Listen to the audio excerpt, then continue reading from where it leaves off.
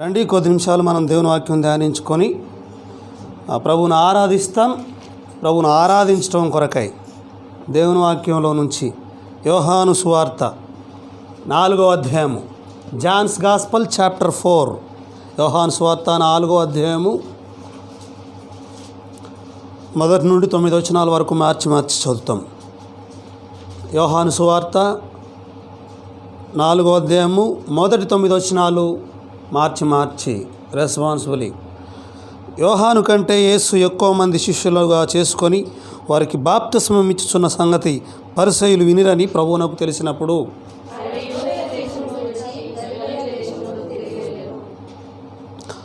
ఆయనను యేసే బాప్తిస్మం ఇయ్యలేదు కానీ ఆయన శిష్యులు ఇచ్చుచుండిరి. యాకోబు తన కుమారుడైన యోసేపుకిచ్చిన భూమి దగ్గరనున్న సమరయలోని సుకార్ అను ఒక ఊరికి వచ్చెను.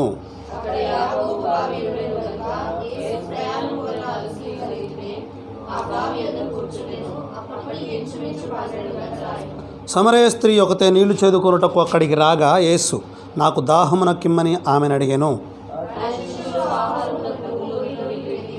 9వ వచనం కలిపి చదువుదాం.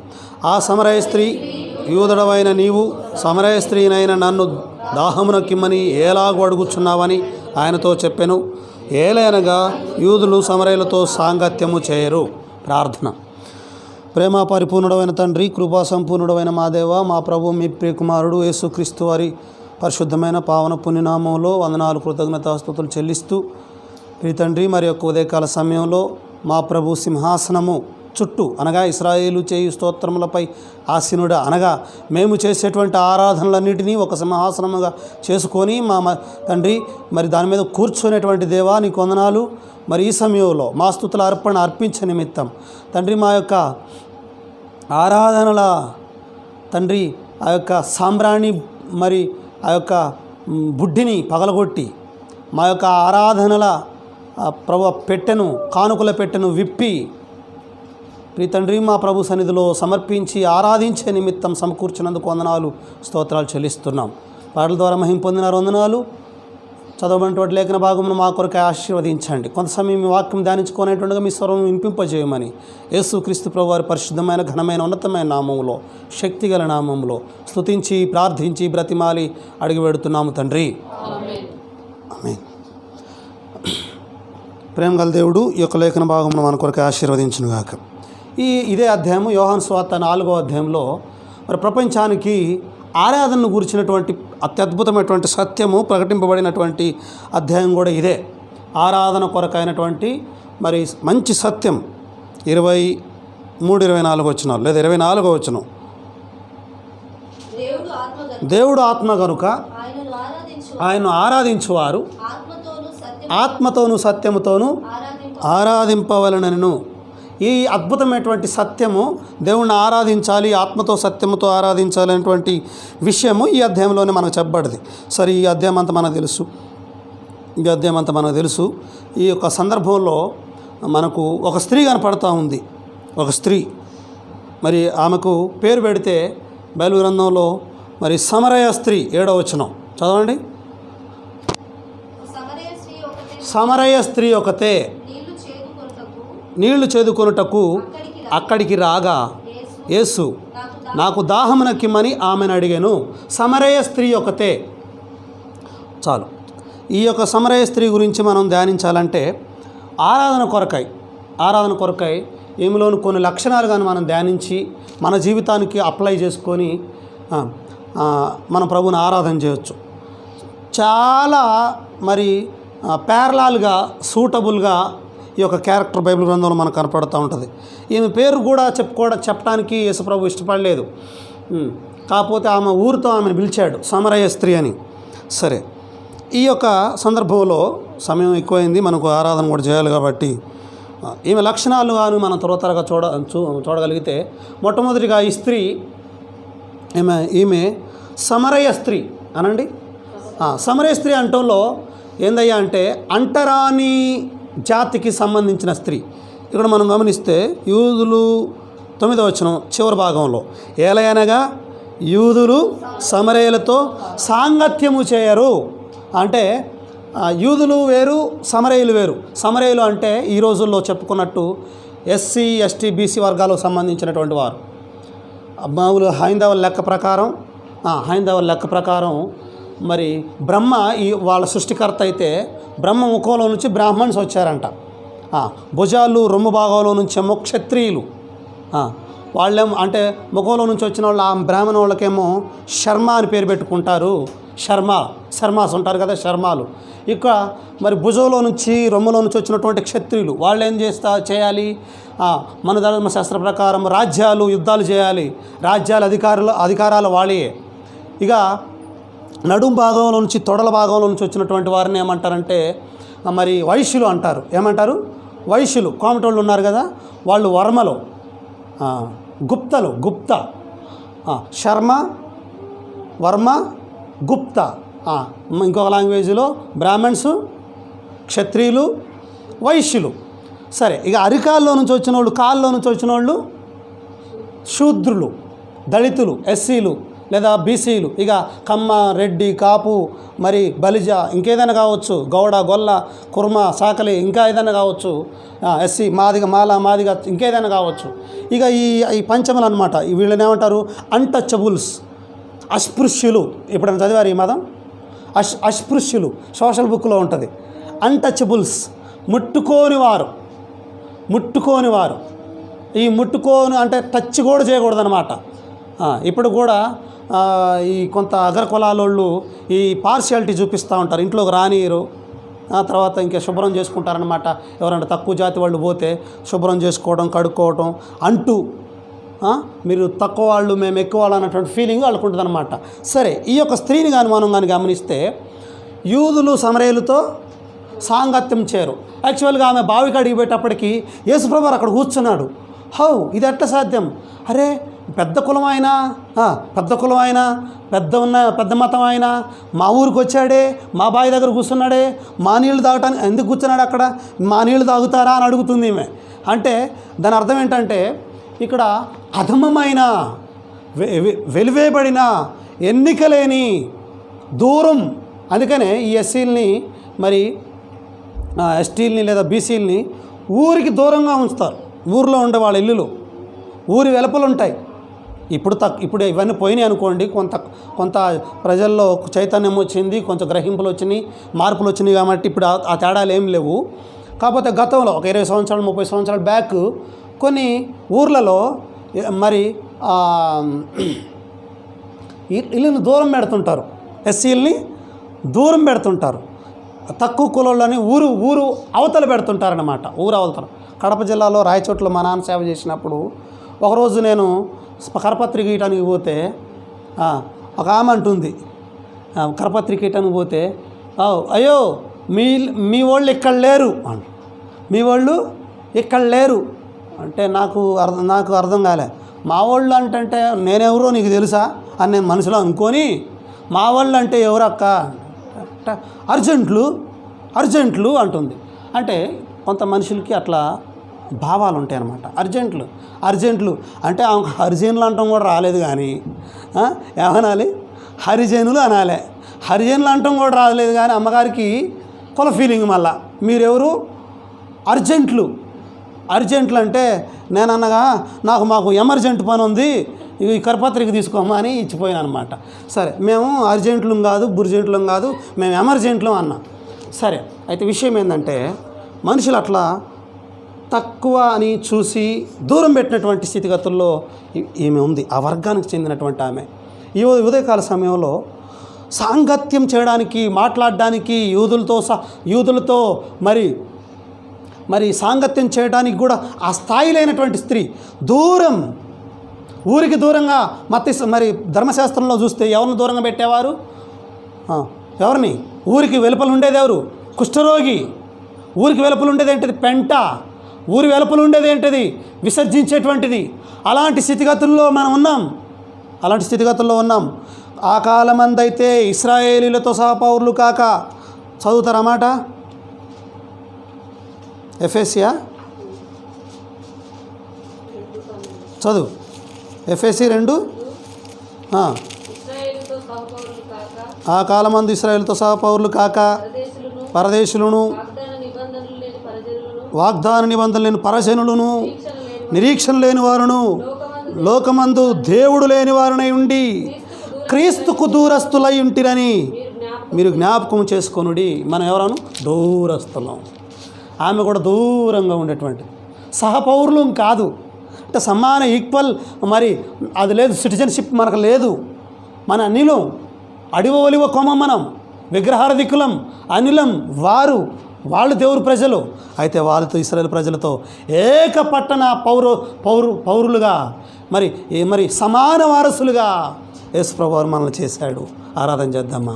ఓ ప్రభువా, సమర స్త్రీ వల్ల నేను కూడా ప్రభువా అంటరాని, తక్కువ, ఎన్నికలేని. అందుకని కొరింథీ పత్రికలో అంటాడు కదా, మొదటి అధ్యాయంలో 23 నుండి 24 వచనంలో దాకా 27 వచనాల దాకా, సహోదరులారా మిమ్మల్ని పిలిచిన పిలుపును చూడుడి. లోకంలో మరి ఘనులు కానీ వాళ్ళు గొప్ప వంశపు వాళ్ళని అతిశయించుకున్నట్లు లోకంలో ఉండు వెర్రి వారిని, తృణీకరింపబడిన వారిని, ఎన్నికలైనటువంటి వారిని మనం అలాంటి వాడు. ప్రభువా నన్ను ఏర్పాటు చేసుకున్నావా? మమ్మల్ని ఏర్పాటు చేసుకున్నావా? ఆ సమరయ స్త్రీలాగా అంటరాని, తక్కువ, హీనమైన, దూరస్తున్న ఊరి వెలుపులో ఉన్నటువంటి నన్ను ఊరిలోకి తీసుకొచ్చావా? నీ మందిరంలోకి చేర్చుకున్నావా? నీ ఇంట్లోనికి చేర్చావా? నిన్ను ఆరాధిస్తున్నానయ్యా. చాలా ఉంది చెప్పడానికి, మరి సమయం లేదు. 4వ అధ్యాయము 4వ వచనం, 4-5 వచనాలు.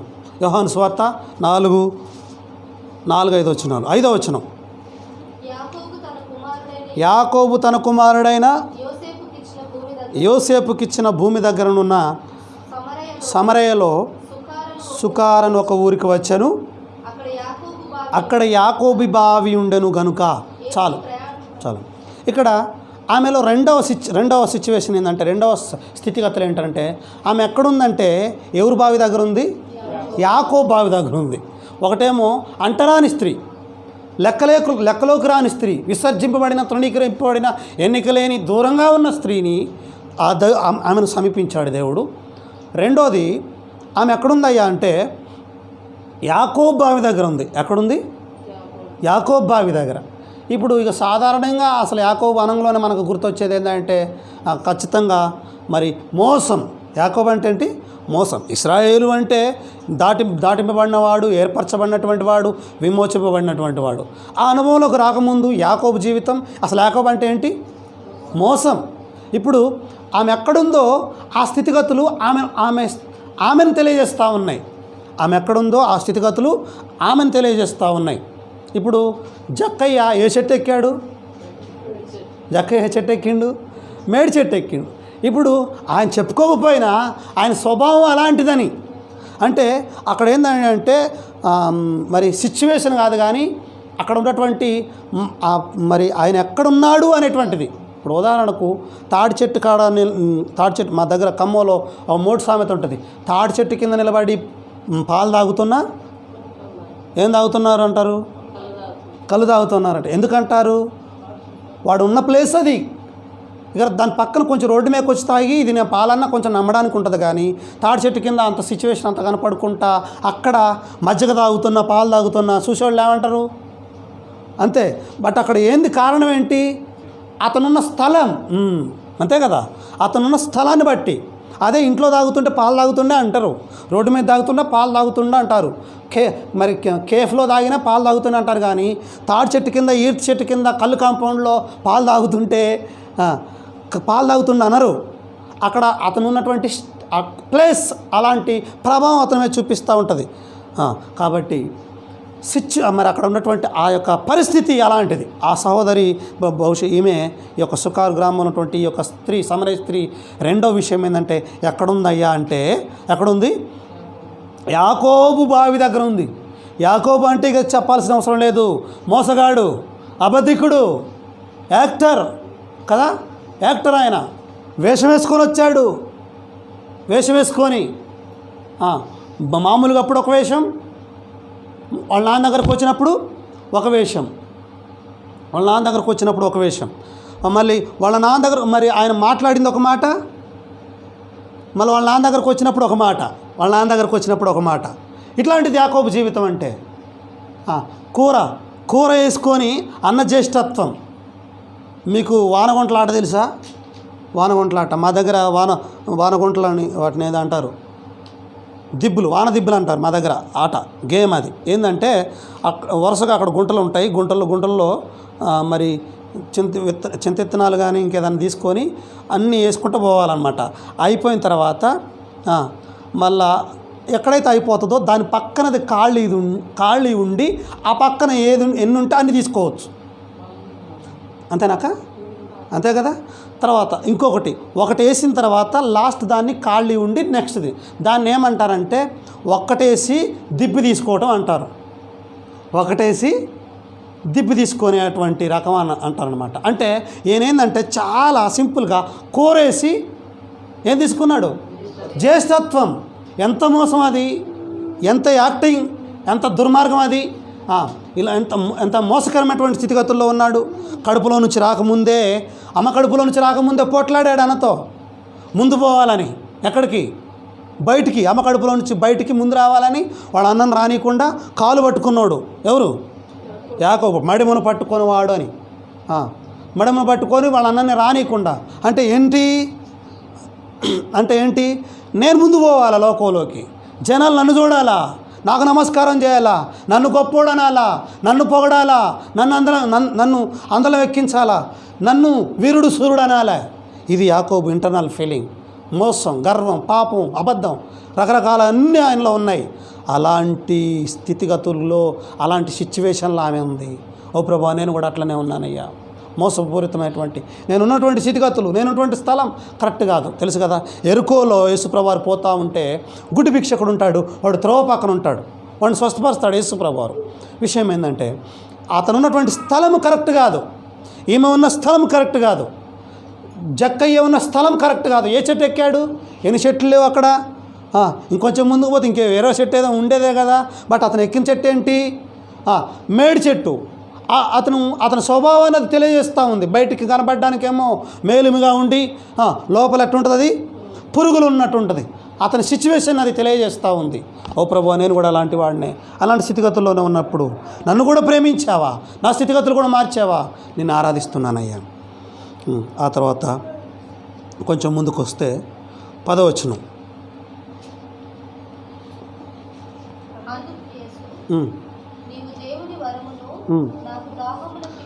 అందుకు యేసు, నీవు దేవుని వరమును నాకు దాహమునకిమ్మని నిన్ను అడుగుచున్నవాడెవడో అదియు ఎరిగి ఉంటే నీవు ఆయనను అడుగుదువు,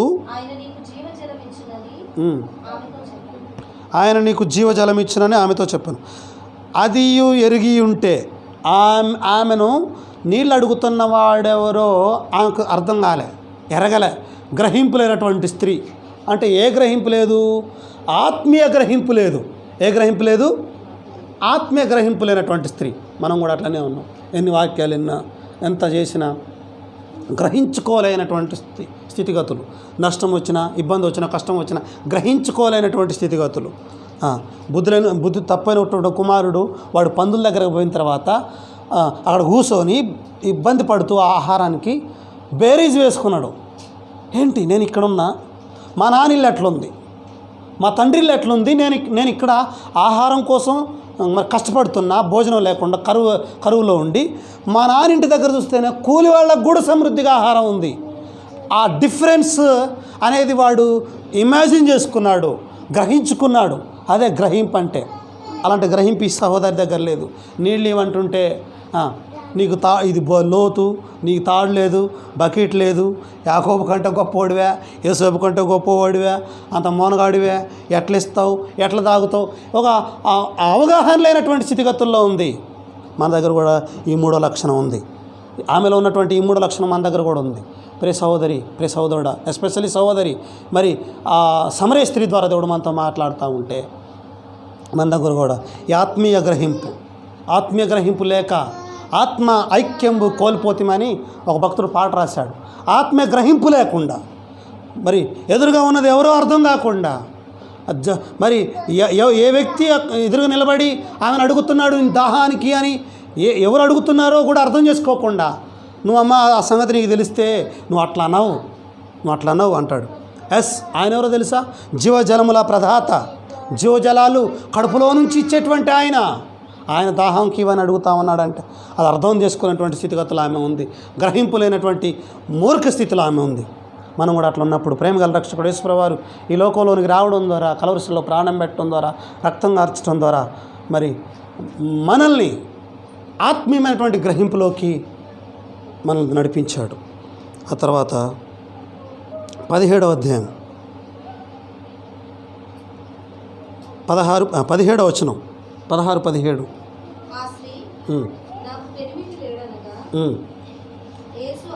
ఆ స్త్రీ నాకు పెనిమిటి లేడనగా యేసు ఆమెతో నాకు పెనిమిటి లేడని నువ్వు చెప్పిన మాట సరియే. చాలు. ఇప్పుడు మనం గమనిస్తే మరి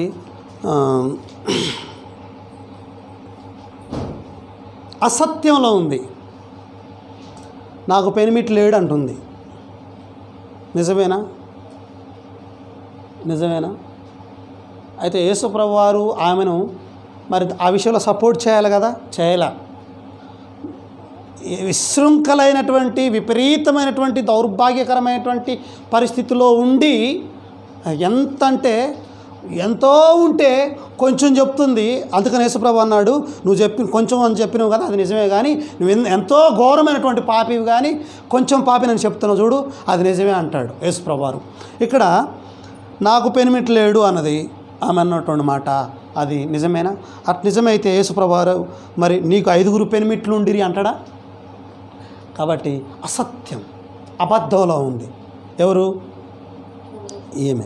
ఏమలో ఉన్నటువంటి 4వ లక్షణం ఏంటంటే అబద్ధికురాలు లేదా అసత్యంలో ఉంది.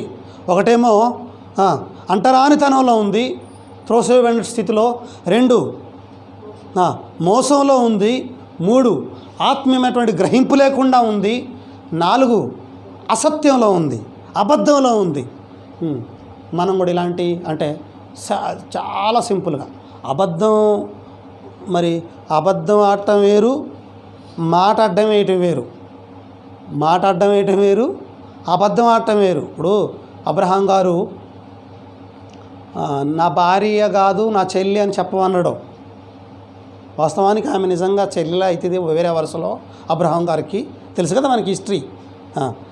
అయితే అక్కడ ఉన్నటువంటి సిచ్యువేషన్ బట్టి ఆయన ఏం చెప్పమన్నాడు? శారాని, నువ్వు అబ్రహాంకి ఏమవుతావు అని చెప్పమన్నాడు?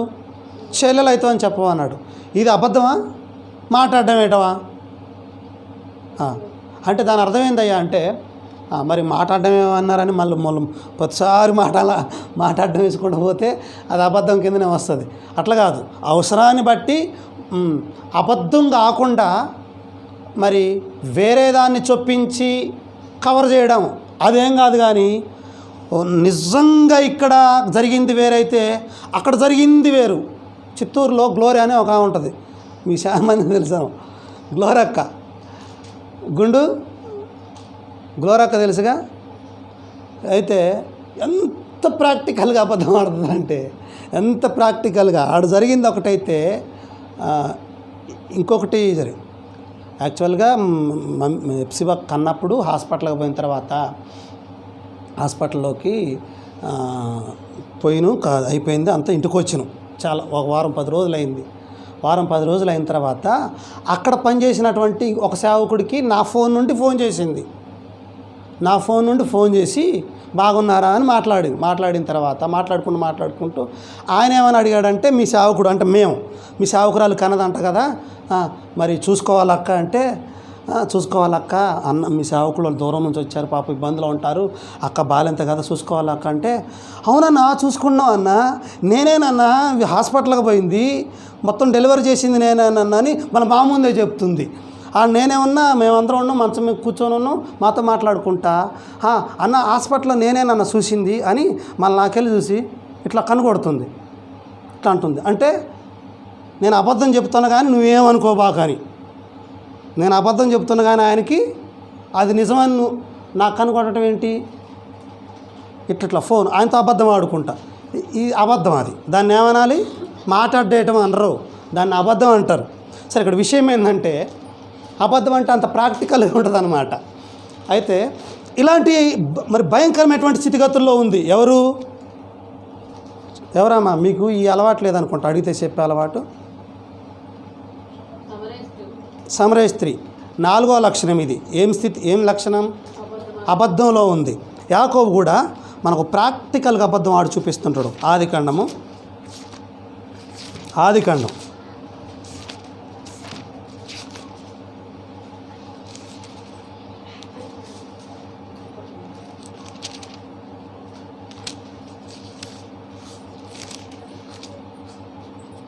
27వ అధ్యాయము 18 నుంచి చదవండి. చదవం.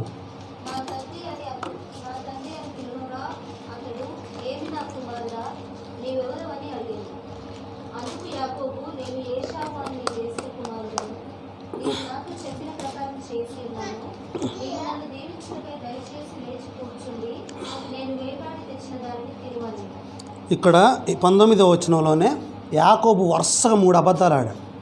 నేను ఈ వచనం ఎందుకు చూపిస్తానంటే అబద్ధం అంటే ఎట్లా ఉంటుందో మీకు చెప్పడానికే. 19వ వచనం చదవండి మళ్ళీ ఒకసారి. అందుకు యాకోబు 1. ఇప్పుడు యాకోబు ఏమంటాడు? ఏశావాను నేను నీ జ్యేష్ఠ కుమారుని. నేను ఏశావేనా? పెద్ద కొడుకేనేనా? కాదు. ఒక తప్పు, ఒక అబద్ధం. 2, నీవు నాతో చెప్పిన ప్రకారం చేసి ఉన్నాను. యాకోబుతో ఇస్సాకు చెప్పాడా? విందు సిద్ధపరచుకురామని చెప్పింది, మాంసం తేమని చెప్పింది ఏశావుకా యాకోబుకా? ఇప్పుడు నేనేమంటున్నాడు? నువ్వు నాతో చెప్పిన ప్రకారం చేసి ఉన్నాను. అదంత అబద్ధం. అది 2వ అబద్ధం. ఒక్కో వచనంలో 2వ అబద్ధం. ఇక 3వ అబద్ధం ఏంటి? నీవు నన్ను దీవించుటకై దయచేసి లేచి కూర్చుండి నేను వేటాడి తెచ్చిన దాన్ని తిను. ఆయన వేటాడి తెచ్చాడా? పోని వాళ్ళ అమ్మ వాళ్ళిద్దరు కలిసి ప్లాన్ వేసి ఆ దొడ్డి దగ్గరకు పోయి తీసుకొచ్చి పెట్టాడు. ఒక్క వచనంలోనే 3 అబద్ధాలు.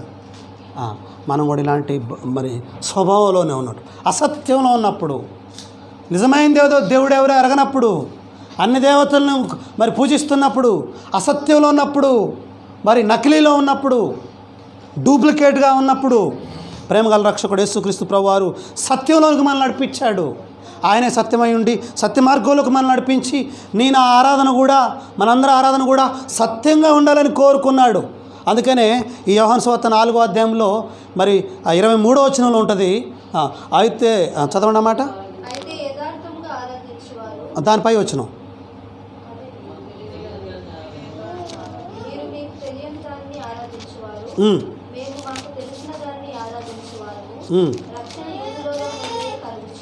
అవును.